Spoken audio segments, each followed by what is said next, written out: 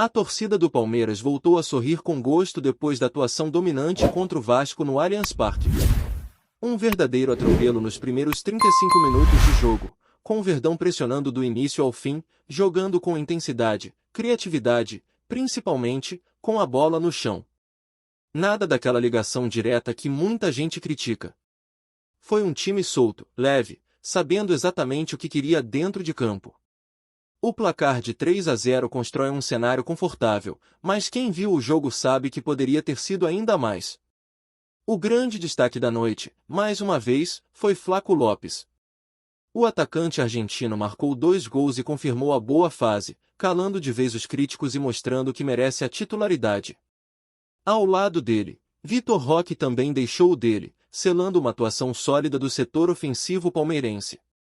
E é aí que mora um ponto muito importante: os gols estão saindo dos pés dos atacantes. Isso representa uma virada significativa no desempenho do time, já que por muito tempo o Palmeiras dependia dos meias e dos zagueiros para balançar as redes. Veiga, Murilo, Piquerez, Gustavo Gomes e outros já tinham se tornado os artilheiros do time em algumas fases, mas agora é diferente. O torcedor sente que o ataque está finalmente funcionando de maneira mais orgânica, mais natural. E isso muda tudo. Essa dupla entre Flaco e Roque, aliás, parece ter se entrosado dentro e fora de campo. É aquele tipo de parceria que dá gosto de ver, com um ajudando o outro, trocando passes, se movimentando em sintonia. Não é exagero dizer que o Palmeiras ganha muito com essa dinâmica, e se essa fase for mantida, os adversários que se preparem. O ataque voltou a ser um setor confiável. Com essa vitória, o Verdão chegou aos 52 pontos e reassumiu a segunda colocação no Campeonato Brasileiro. Uma campanha sólida, consistente, que ganha ainda mais força quando olhamos para os números em casa. São 7 vitórias consecutivas como mandante na competição. O Allianz Parque virou mesmo um caldeirão e o Palmeiras, jogando diante da sua torcida, tem feito valer o mando de campo. A confiança aumenta, a pressão sobre os adversários cresce, e o time responde dentro de campo com entrega e futebol. E nessa mesma rodada, tem outro jogo que interessa diretamente: Flamengo e Cruzeiro se enfrentam no Maracanã. E vamos falar a real, né? Um empatezinho aí cairia como uma luva para o torcedor alviverde. Seria o cenário ideal para o Palmeiras continuar colado na briga pela liderança. Não tem como esconder que cada ponto conta nessa reta final, e qualquer tropeço dos rivais é motivo de comemoração para quem está na perseguição. Outro dado que merece destaque: o Palmeiras chegou aos 100 gols na temporada. É o terceiro clube brasileiro a atingir essa marca em 2025. Só estão à frente o Bahia, com 105, e o Flamengo, com 108 gols. É um número que mostra a força ofensiva da equipe, mas também escancara o equilíbrio do elenco, que sabe produzir com qualidade em diferentes setores. Chegar a 100 gols no ano não é pouca coisa, ainda mais com um futebol que vinha sendo questionado em alguns momentos. Na coletiva pós-jogo, Abel Ferreira fez questão de dedicar a vitória a Lucas Evangelista. E isso foi mais do que justo. Evangelista é daqueles jogadores que chegaram desacreditados, com parte da torcida torcendo o nariz e questionando sua utilidade dentro do elenco. Mas o tempo mostrou que ele é muito mais do que aparentava. No começo, talvez ele não encaixasse no esquema de jogo, talvez faltasse confiança. Mas ele nunca deixou de fazer o básico, de cumprir o papel tático exigido, de manter a regularidade quando esteve em campo. E agora, neste novo modelo de jogo do Palmeiras, ele vinha crescendo, se destacando não só pela entrega, mas pela qualidade técnica e inteligência em campo.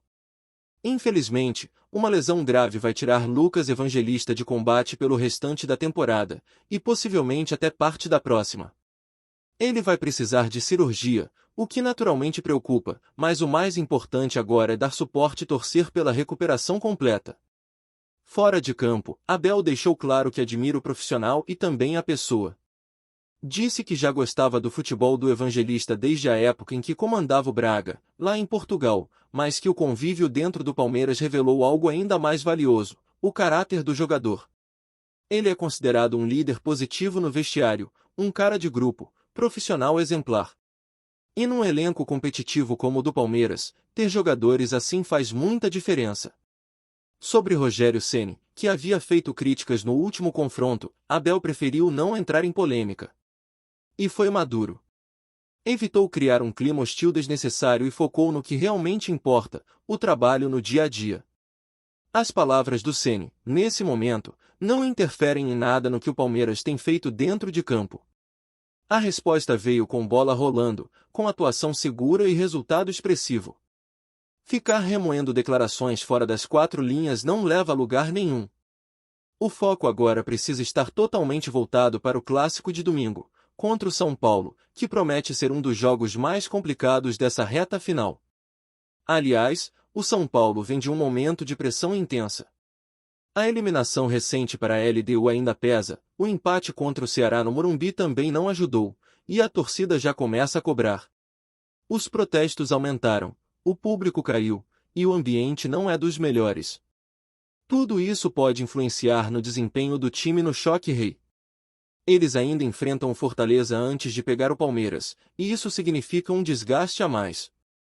Vão ter menos tempo de descanso, algo que o torcedor palmeirense deve ficar de olho.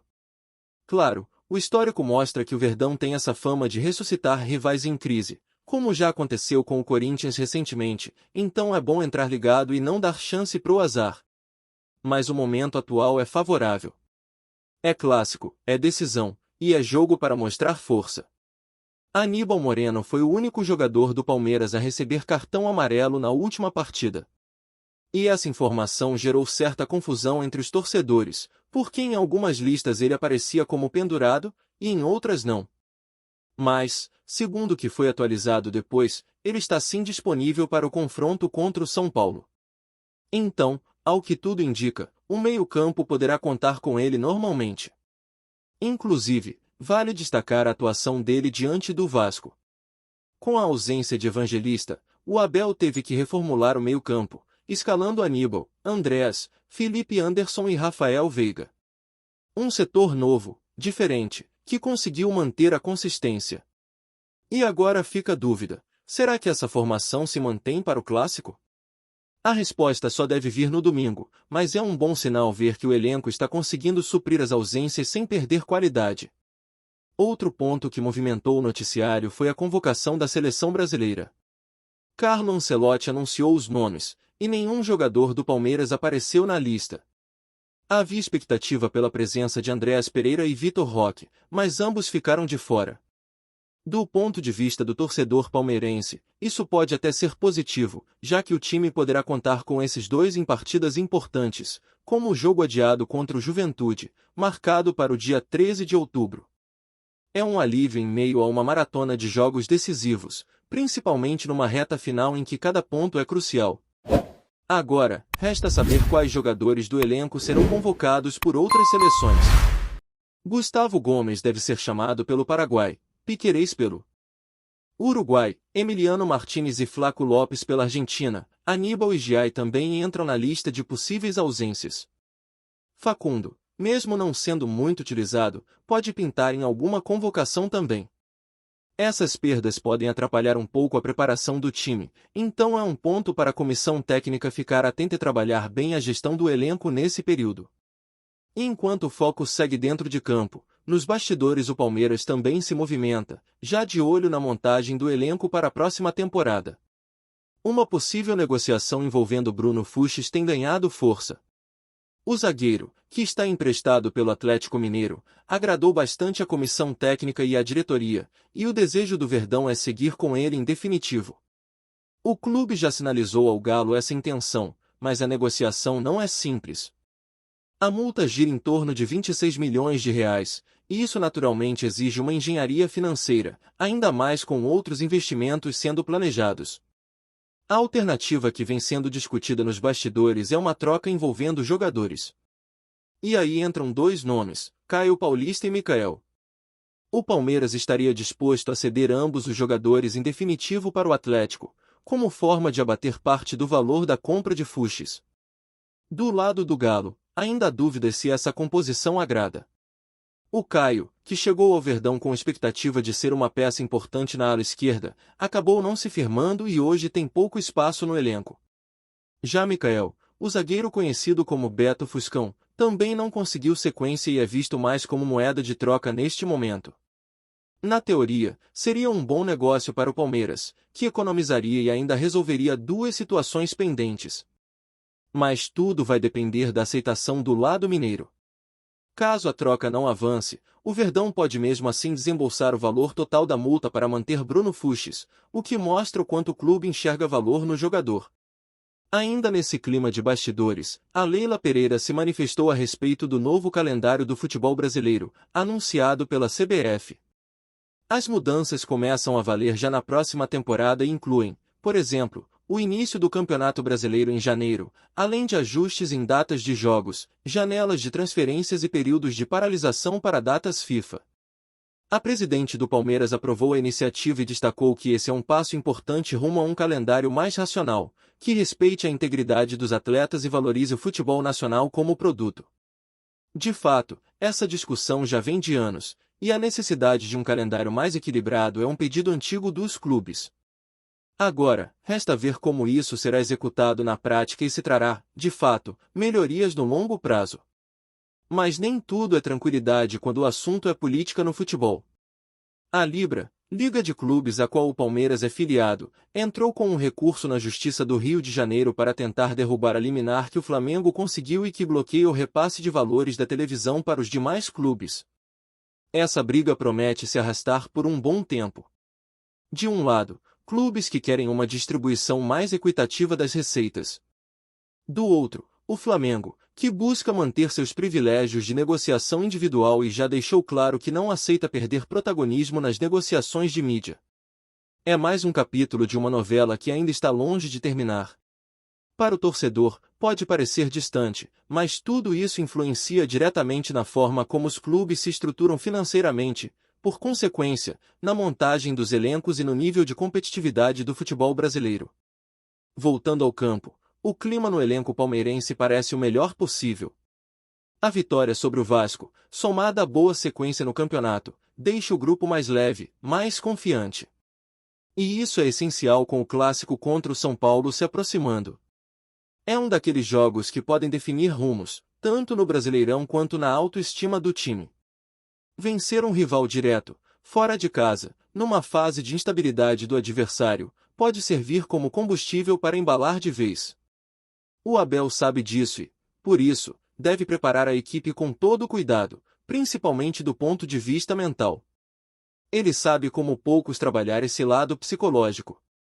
Em jogos grandes, costuma fazer a diferença não só nas escolhas táticas, mas também na forma como motiva o elenco. É claro que, mesmo com o bom momento, ainda há pontos a ajustar. A defesa, por exemplo, mesmo tendo melhorado, ainda apresenta algumas brechas quando pressionada por equipes mais velozes.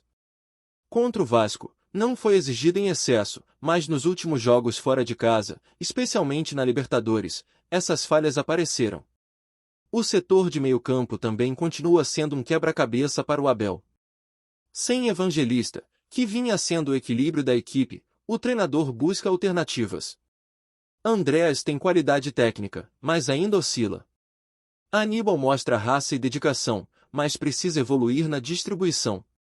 Veiga continua sendo cérebro, mas quando não está num bom dia, o time sente. E Felipe Anderson, que chegou recentemente, vai aos poucos encontrando seu espaço. A formação utilizada contra o Vasco pode até se repetir no clássico, mas tudo depende do que Abel enxergar como ideal para neutralizar os pontos fortes do rival. Sobre o ataque, a fase é das melhores. Flaco Lopes se firma como a grande referência ofensiva e tem correspondido com gols e movimentação inteligente. Vitor Roque, além de ser uma válvula de escape, mostra cada vez mais maturidade e capacidade de decidir. A sintonia entre os dois é notável. E isso é mérito do trabalho diário. O setor ofensivo do Palmeiras sofreu muito em temporadas passadas, principalmente por falta de peças em boa fase. Hoje, isso parece estar se resolvendo. E quando o ataque funciona, tudo no time flui com mais naturalidade. Antes de prosseguirmos, te pedimos que deixe seu like e já se inscreva no canal para não perder nenhuma novidade exclusiva do Palmeiras. Continuando. Nos bastidores do futebol brasileiro, um comentário recente de Zico voltou a agitar torcedores e especialistas. O ídolo do Flamengo não poupou elogios ao Palmeiras, gerando um verdadeiro burburinho entre os fãs e a imprensa. Conhecido por sua franqueza e paixão pelo esporte, Zico deixou escapar palavras de admiração que, para muitos, soaram como um aceno de respeito à força do clube alviverde, que nos últimos anos tem se destacado tanto em competições nacionais quanto internacionais.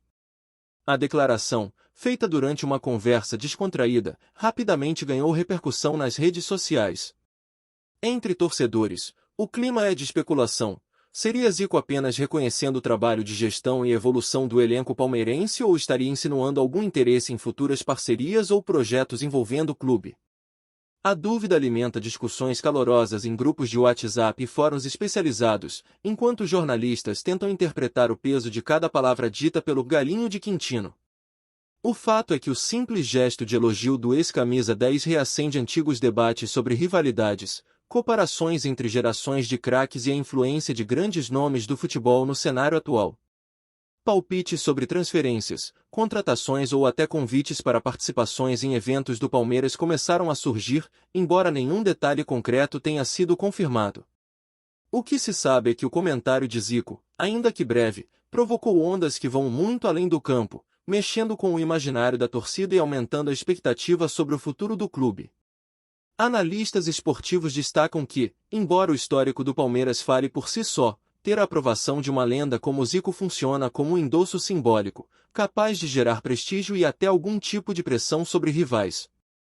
A repercussão mostra que, no futebol, cada declaração pode ser mais poderosa que qualquer jogada, e as palavras de ídolos como Zico têm o poder de provocar especulações que duram dias, às vezes semanas. Entre rumores e comentários de especialistas, o que fica claro é que o Palmeiras agora entra em um novo patamar de atenção, justamente pela opinião de alguém que marcou época e cuja credibilidade no esporte é incontestável. Apresentamos as últimas notícias do Palmeiras diariamente. Inscreva-se no nosso canal e deixe o seu like para continuar recebendo informações exclusivas. Não se esqueça de compartilhar a sua opinião sobre essa notícia nos comentários, pois sua participação é fundamental para a família palmeirense. Até o próximo vídeo. Avante palestra!